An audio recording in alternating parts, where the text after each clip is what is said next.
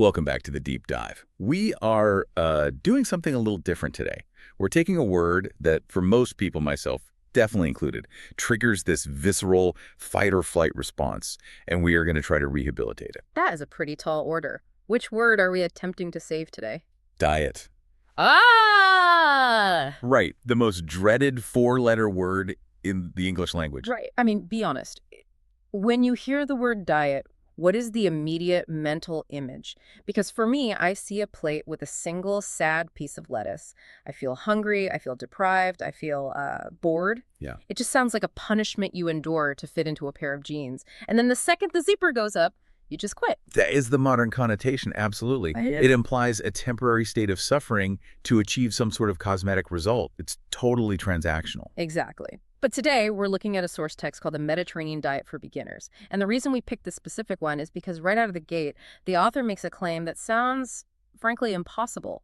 They describe this way of eating as being like summer year-round. It's a very evocative image. It really is. They talk about this almost unlimited assortment of fresh, delicious foods. They talk about wine. They talk about pasta. It doesn't sound like a diet at all. It sounds like a vacation in Tuscany. And that is the crucial distinction we need to make before we even look at a single calorie today. What we're discussing isn't a diet in the restrictive commercial sense. It's really a culinary tradition. It's a lifestyle that has evolved over thousands of years. But here is where I have to play the skeptic a little bit. Yeah. Because lifestyle can sound a lot like marketing fluff. You see Mediterranean slapped on everything now. Potato chips, frozen dinners. It feels like a buzzword. So what is our actual mission here for the listener? Are we just talking about eating more hummus? No, we are going much deeper than that. Our mission today is to understand the paradox. How is it that a diet that explicitly encourages fats, carbohydrates, and alcohol is considered the heart-healthy gold standard by the Mayo Clinic? And perhaps even more impressively, why UNESCO actually recognizes it. See, that part blew my mind. UNESCO, the United Nations Educational, Scientific, and Cultural Organization. I associate them with preserving the pyramids of Giza or the Great Barrier Reef, not lunch. It is rare. But in November 2010, UNESCO officially recognized the Mediterranean diet as an intangible cultural heritage of Spain, Italy, Greece, and Morocco. Intangible cultural heritage. That is a heavy title. What does that actually mean in this context? It means they aren't just protecting a specific recipe for tomato sauce, they are protecting the social practices, the rituals, the agricultural knowledge that surround the food. UNESCO defined it as a nutritional model that has remained constant over time and space. It's an acknowledgement that this way of eating is literally a pillar of civilization in that region. So it's not a fad invented by some nutritionist in 2024 trying to sell a book. Precisely. It's a way of living that evolved naturally. It wasn't engineered in a lab, it was discovered. But the source material does point out that the Mediterranean is a really big place. You've got Italy, Spain, Greece, Morocco, southern France. A tagine in Morocco is very different from a risotto in Italy. How can we lump them all together? You're right, the flavor profiles definitely change, the spices change. But the nutritional chassis, if you want to call it that, is remarkably consistent. Whether you are in Crete or Barcelona, the foundation is exactly the same. High consumption of fruits, vegetables, legumes, and unrefined cereals. And of course, olive oil as the primary fat. And what about the preparation methods? That's the other major commonality. Food is consumed fresh. It is rarely deep fried. Dishes might look totally different on the plate. The metabolic impact on your body is almost identical. Okay, so we have established that this is a cultural heritage. But culture doesn't always equal health. I mean, historically, people did all sorts of unhealthy things for cultural reasons. Right. How did we actually figure out that this specific way of eating was saving lives? Because usually medical advice is pretty sterile. This feels really rustic. Which brings us to the origin story of the science. We have to talk about Dr. Ansel Keys. Dr. Ansel Keys. This is a name that comes up in every nutrition textbook. But I feel like the story is often way oversimplified. It is. To really understand the aha moment he had, you have to picture the setting. It's 1945. World War II has just ended. Dr. Keys is an American physiologist stationed in Salerno, Italy. Okay, 1945 Italy. The country has been devastated by war. It's not exactly a booming economy. Right. Poverty is widespread. Resources are incredibly scarce, and typically in that era, poverty was associated with very poor health outcomes, infectious diseases, malnutrition. But Keyes noticed something peculiar in the local population. What did he see? He saw that while they had issues related to poverty, they were remarkably free of heart disease. The wealthy American businessmen back home, the ones who had access to all the best food and health care, were dropping dead of heart attacks in their 50s. But the poor laborers in Salerno, their hearts were pristine. That must have been incredibly confusing at the time. I'm sure the assumption was that affluence equals health. Exactly. He realized that rich food might actually be the problem.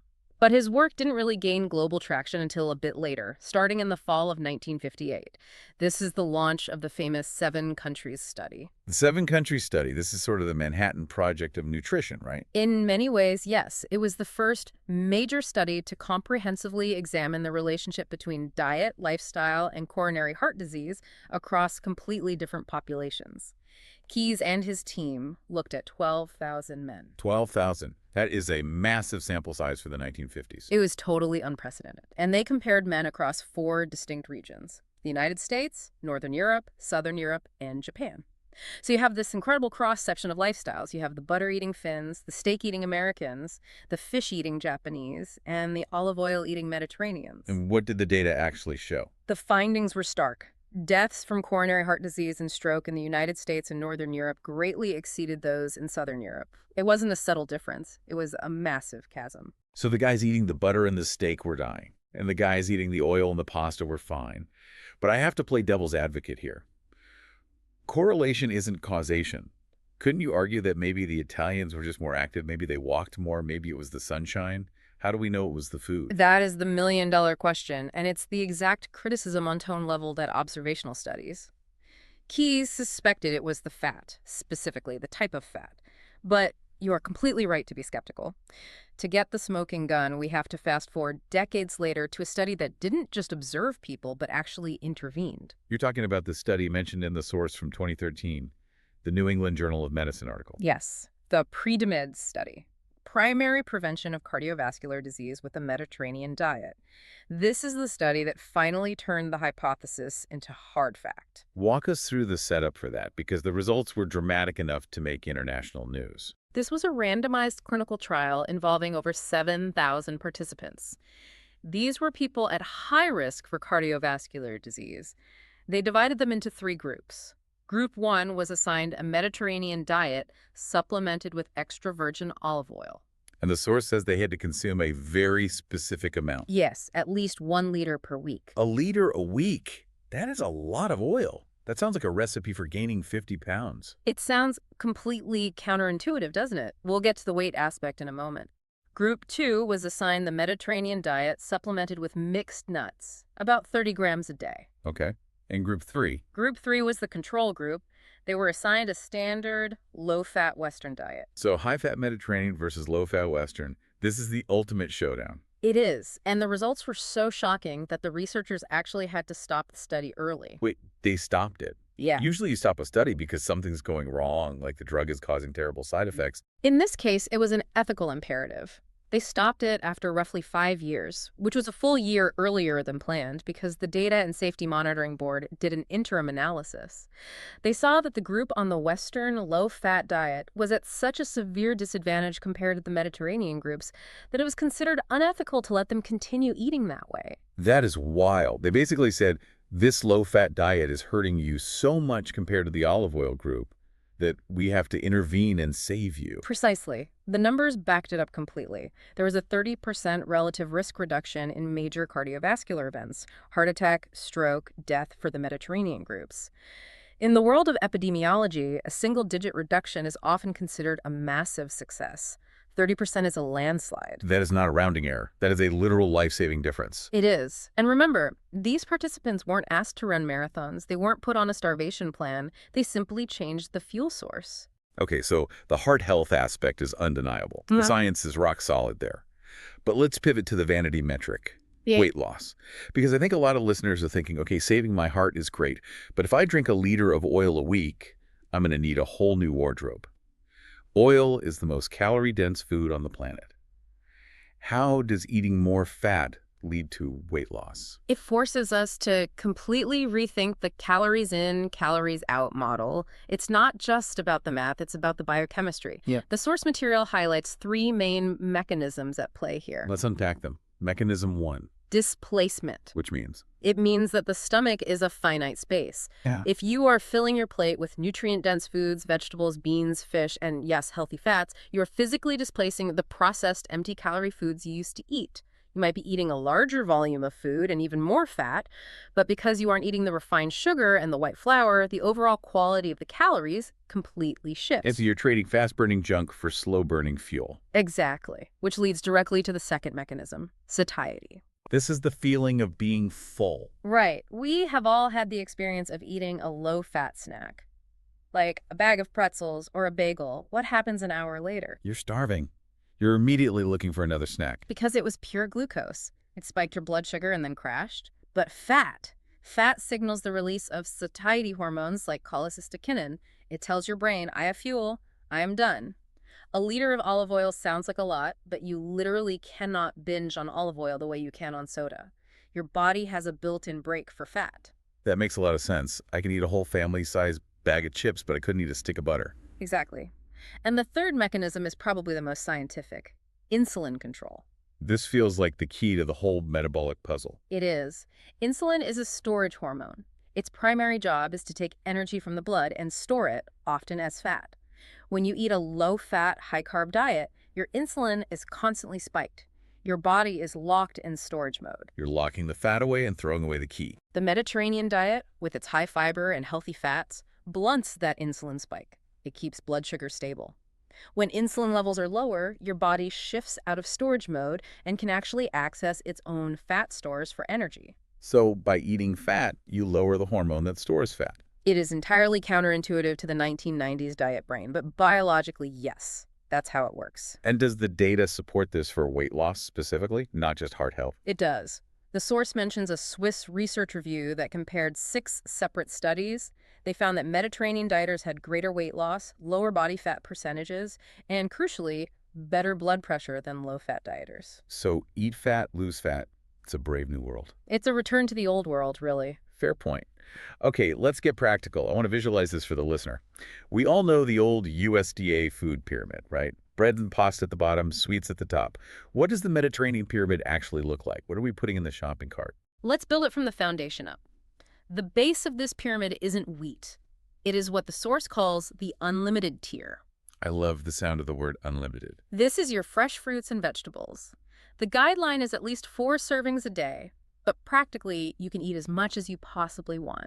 Are there exceptions to that? Can I eat 10 potatoes a day? Well, the source does flag corn and white potatoes as starchy, so those should be limited. But everything else, leafy greens, peppers, eggplants, berries, just go for it. And there is a specific note here about cooking methods. It says avoid boiling. Why does the source hate boiling so much? It's not hate, it's chemistry. 2 reasons, really. First is flavor. Boiled vegetables are often mushy and bland. If the food isn't enjoyable, you simply won't stick to the lifestyle. But second is nutrition. Many vitamins are water-soluble. When you boil broccoli, the vitamins leach out into the water. And then you just pour that green water down the sink. Exactly. You are literally throwing away the nutrition. The Mediterranean way is raw, roasted, or sautéed in olive oil. Which actually helps you absorb the nutrients, right? Yes. Many vitamins are fat-soluble. You need the fat to access the nutrition locked in the plant cells. A salad without dressing is actually less nutritious than a salad with olive oil. That is a brilliant tip. Okay, next tier up, we've got the staple tier. This is the grains. Right. Whole grains. 3 to 5 servings per day. 3 to 5 servings. That still sounds like a lot of carbs for a healthy diet. It is, but look at the type of grain. Barley, millet, oats, brown rice, whole wheat pasta. These are complex carbohydrates. They digest slowly. And here is a critical cultural nuance the source mentions. Pasta in the Mediterranean is a backdrop. A backdrop. Think about an American serving of pasta. It's a mountain of noodles, maybe a full pound, with a ladle of sauce on top. In Italy, the portion is much smaller, maybe half a cup. The pasta is there to support the vegetables and the sauce. It's not the main event, it's just a vehicle for the other flavors. That's a huge mental shift. Pasta as a side dish, basically. Exactly. It's about ratio. Way more veggie, much less noodle. Okay, moving up. The healthy fats tier. We've talked about olive oil, but the source actually does a deep dive into the different types of olive oil. I honestly stand in the aisle and just stare at the bottle sometimes. You got extra virgin, virgin, light, pure. What is the difference, and does it actually matter? It matters immensely. The source breaks it down nicely. Right. First, you have extra virgin or EVOO. The gold standard. Yes. This is from the very first pressing of the olives. It is cold processed, meaning no heat or chemicals were used to extract it. It has the most flavor and the highest count of polyphenols. Those are the antioxidants we really want. But it has a lower smoke point. So don't sear steak in it. No. And don't waste it in a stew where the delicate flavor will just get lost. You use EVOO for finishing, drizzling on soup, dipping bread, dressing a salad. Okay. And for cooking. You can use virgin olive oil. It's from subsequent pressings. It's unrefined, so it's still good. Yeah. But it has less of that intense pepperiness. And what about light olive oil? Because I always assumed that meant low fat. That is a classic marketing trap. Light refers to the color and flavor, not the calorie count. Oil is oil. It's all fat.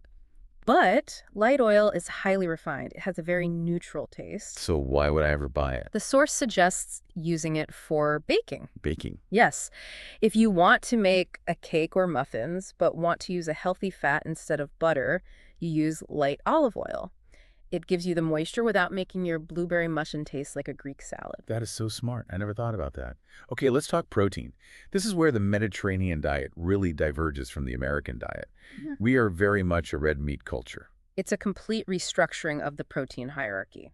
At the top of the preference list is fish and seafood. How often? At least 3 servings per week. And they emphasize the fatty, cold water fish rich in omega-3s, the smash fish, salmon, mackerel, anchovies, sardines, herring. I see sardines on that list. We're going to talk about sardines later in the recipes, but that's a really tough sell for some people. It can be, but nutritionally, they are an absolute powerhouse. Next on the list. Poultry. Chicken and turkey. 2 to 5 servings per week, but the rule is skinless. Skinless, okay. And then eggs. 3 to 5 servings per week. The source prefers organic or free range because they tend to be naturally higher in omega-3s. And where does dairy fit in? Because I love cheese. Dairy is there, but again, think flavor, not main course. Low-fat yogurt, specifically Greek yogurt for the protein, and cheese. But you aren't eating a block of cheddar. You're sprinkling Parmesan on pasta or having a little feta in a salad. And finally, the red meat, the American staple. In the Mediterranean pyramid, red meat is the rare treat. How rare? The guideline is 3 to 5 servings per month. Per month. Some people eat that per week or per day. It's a massive shift. And even when you do eat it, the portion size is small, 3 to 5 ounces. The source says to really think of it as a special occasion food. That really changes your grocery list. If you're only buying steak once a month, you can probably afford a really nice steak. That's the logic exactly. Quality over quantity. Now, we can't talk about the Mediterranean diet without talking about the wine rule. This is everyone's favorite part. Yeah. You know, I can drink wine on a diet, but there are guardrails here. Strict guardrails. Red wine is encouraged, but it must be moderated. But fine moderated. Limits are 5 ounces per day for women and 10 ounces per day for men, assuming you are under age 65. And why red specifically? Antioxidants, specifically resveratrol. It's linked to heart health. But the source is careful to note this works best when consumed with a meal. Why with a meal? Synergies. The antioxidants in the wine can help prevent the oxidation of fats in the stomach during digestion, but the source is also very clear. If you don't already drink alcohol, you do not start drinking just for the diet. Right, that makes sense. You can get similar benefits from purple and red fruits, grapes, plums, blackberries. It's about the pigment, really. So that's the food. But Section 4 of our outline argues that the food is only half the equation. The other half is the lifestyle and mindset. The text says the diet is as much about how you eat as what you eat. This is the intangible heritage part we talked about earlier. You can eat the perfect macros, but if you are inhaling them in your car while stressed out in traffic, you are completely missing the metabolic point. I love tip number 1 in this section. Treat yourself like company. Isn't that a lovely phrase? It really is. But what does it mean in practice? It means stopping the sad desk lunch. It means not eating over the sink. Even if you are eating completely alone, the source suggests you bring out the good china. Put some flowers on the table. Light a candle. It sounds a bit romantic, but is there a physiological benefit to that? Absolutely. It shifts the body from sympathetic dominance, which is fight or flight, to parasympathetic dominance, which is rest and digest. When you slow down and savor the food, you optimize your digestion. This connects perfectly to tip number 2. Learn to savor. We live in such a multitasking culture. We eat while watching TV, while scrolling on our phones. The Mediterranean custom is to turn it all off. Just eat. Focus on the flavor, the texture. It seems silly to us, but it actually helps with satiety. If you are mindful of eating, you notice when you are getting full. If you are distracted, you can eat 1,000 calories and not even register it mentally. And then there's the social aspect, social eating. Food is about company. The traditional Sunday dinner, lingering at the table for hours. It's the exact opposite of fueling up. It's community building. I think we've lost a lot of that. Yeah. Now let's talk about the substitution strategy. Yeah. Because people get very nervous about losing their favorite snacks. Right. The advice isn't don't snack, it's replace. So instead of potato chips, try kale chips. Have you actually had kale chips? When done right, roasted in the oven with olive oil and a little sea salt, they are surprisingly crispy and really satisfying. I also appreciate tip number 8. The 80-20 and forgiveness. This felt very human to read. This is vital for long-term success. The text explicitly says give yourself a break. If you slip up, say you eat a messy, greasy burger, it won't kill you. Don't spiral. Exactly. Don't let one bad meal turn into 3 days of bad eating. Just move on. The stress of the guilt is probably worse for your heart than the burger was. And exercise. I assume we aren't talking about going to a CrossFit gym. No. The Mediterranean lifestyle includes moderate outdoor exercise. Walking, gardening, playing catch with your kids. The goal is 30 minutes, 3 times a week. It's about movement, not punishment. Movement, not punishment. I like that. Okay, so we're sold on the philosophy, we're sold on the science. How do we actually do this? Section 5 is about implementation. If I want to start today, what do I do? The source suggests a transition period. Ease your way in. Maybe spend a week just cutting back on heavy cream sauces and fast food. Don't go cold turkey overnight if it's going to totally shock your system. And when we go to the grocery store, there's a strategy, the perimeter rule. Yes. Think about the layout of a typical supermarket. The produce, seafood, dairy, meat, they're all located on the outer walls. And the middle is The danger zone. That's where the processed foods, the boxes, the cans, loaded with high-sodium live. You only go into the center aisles for very specific staples. Olive oil, whole grains, spices. get in, get the oil, get out. Precisely. But if you can, try to avoid the supermarket altogether for produce. The source heavily promotes farmers markets and CSAs. CSA, that stands for Community Supported Agriculture, right? Yes, it's essentially a subscription box from a local farm. You pay a seasonal fee, and you get a box of whatever is being freshly harvested that week. It mimics that garden-to-table lifestyle, even if you live on the 10th floor of an apartment building. And it forces you to eat seasonally. If it's November, you're getting apples and winter squash. If it's July, you're getting fresh berries. And as the source notes, eating seasonally is naturally cheaper. An apple is cheaper than a strawberry in November. That's a really great point. We pay a massive premium to eat things that shouldn't even exist in our climate at that time of year. Exactly. You pay for the shipping, not the nutrition. What about dining out? Because social life happens in restaurants. Do I have to be the annoying person asking for everything steamed with no sauce? Not at all. It's actually quite easy to adapt. Look Yeah. for Italian, Greek, Spanish, or seafood restaurants. They naturally align with the diet's core principles. Any specific tactics once you sit down? Ask for olive oil instead of butter for the bread basket. Skip the creamy dressing stick to a simple vinaigrette. And this is a big one. Box up half the pasta entree immediately. Immediately, like before you even take a bite. Yes. When the plate hits the table, ask the server for a box. Put half of it away. American restaurant portions are huge. If you put a half away before you start, you don't overeat, and you have a perfect lunch ready for tomorrow. That is incredibly smart psychology. If it's on the plate, I will eat it. If it's in the box, it's tomorrow's lunch. Exactly. Out of sight, out of mind. Okay, let's get to the fun part. The food. Section 6 is the menu. I want to walk through a day in the life using the actual recipes from the source. Because looking at this list, I'm getting hungry, but I also see some things that might scare people off. Let's start with breakfast. The source says to move away from sugary cereals. So what are we eating instead? One feature is the berry breakfast smoothie. It uses Greek yogurt to give you that necessary protein punch in the morning. Quick and easy for a weekday. Right. But if you want something savory, there's the Mediterranean omelet. It has peppers, onions, fresh basil, parsley. And the pro tip here is to chop all the veggies the night before. See, that's the barrier for me usually. Okay. Who wants to chop an onion at 7 a.m.? Nobody. So you prep it while you're making dinner the night before, and in the morning it becomes a 5-minute meal. And for the oatmeal lovers out there. Hearty berry breakfast oats. But the key addition here is walnuts. You're adding those crucial omega-3s right into your morning bowl. Okay, moving to lunch. The source suggests lighter meals for the middle of the day. The Greek chicken salad is a classic go-to. Feta cheese, Kalamata olives, and fresh mint. The mint makes it really bright and fresh. And then there's this savory avocado spread. Now, I read the ingredients list on this one, and it mixes avocado with sardines. I knew you would bring this one up. I mean, come on, sardine spread. Just hear me out. You see the word sardine and you immediately recoil. But think about the nutrition profile. Avocado is a fantastic, healthy fat.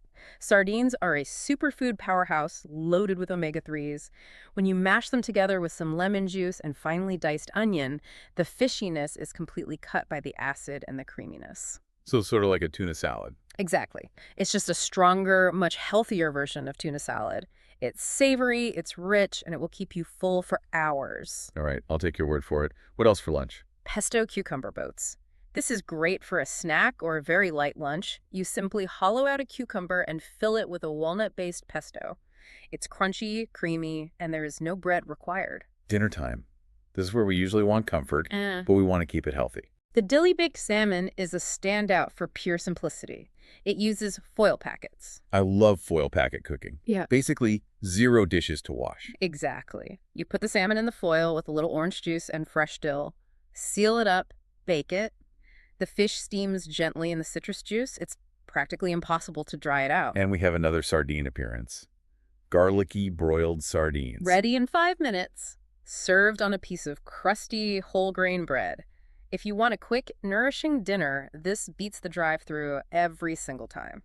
And for something that feels a bit more fancy, mussels with white wine. This is pure Mediterranean comfort food. Mussels are actually very cheap and highly sustainable to buy. You just steam them in a pot with white wine and garlic.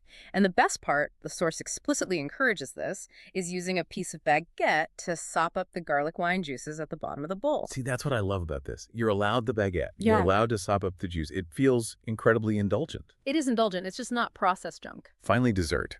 You said earlier it's fruit-focused. Yes.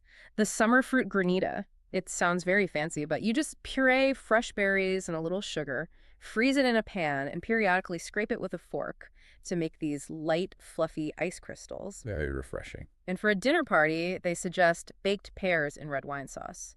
You poach the pears gently in port or Beaujolais. It looks incredibly elegant. It has this beautiful, deep red color, but it's really just fruit and wine. And there was one more that really caught my eye. Dark chocolate. Hot chocolate. Oh, yes. This uses 70% cacao, but the twist is the spice blend. It's spiced with chili powder and cinnamon. Chili powder and hot chocolate. It adds a deep warmth that completely intensifies the chocolate flavor without needing tons of refined sugar. It's a very sophisticated dessert. It signals to the palate that the meal is officially over.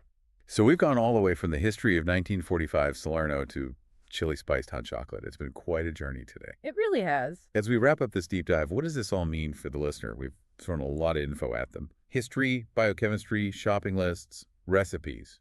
I think the main summary is that the Mediterranean diet is a bit of a misnomer. It's not really a diet at all. It's a way to love eating. A way to love eating. It combines heart health, weight management, and pure joy without the misery of strict calorie counting. It deeply connects joyful living with healthful living. It really seems like the secret isn't just the olive oil itself. It's the slowing down. It's the treating yourself like company.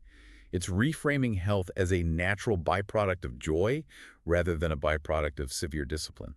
That is perfectly put. I want to leave everyone with a thought from the source material that really stuck with me. It was that line you mentioned about the apple being cheaper than the strawberry in November. Yes, it's a powerful concept. It makes you wonder, how much of our modern health crisis, the chronic stress, the weight gain, the heart issues, is simply a result of losing our connection to the seasons?